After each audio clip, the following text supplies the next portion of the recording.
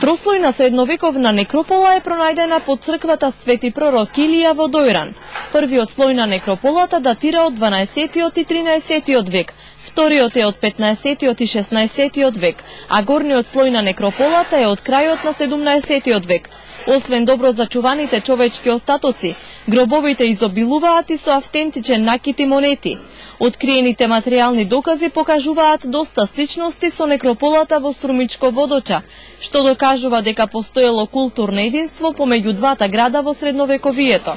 Овие гробови се дел од некрополата во внатрешноста на црквата Свети пророк Илија и според проценките на археолозите датираат од 12-тиот и 13-тиот век.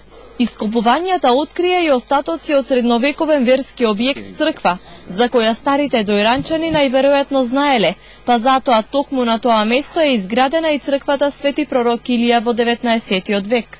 Пронајдовме многу фрагменти на фреско живопис со богата пигментација, за жал доста мали фрагменти кои што не може со сигурност за сега да укажат на начинот на сликање, со кој што сигурно би знаеле малку повеќе за историјата на овој сакрален објект на веројатна црква, и пронајдовме остатоци од ѕид.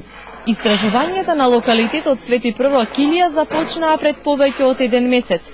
По комплетирањето на истражувањата и пронајдоците, црквата ќе биде целосно ревитализирана и достапна за туристите и посетителите на Дојран. А во Штип денувиве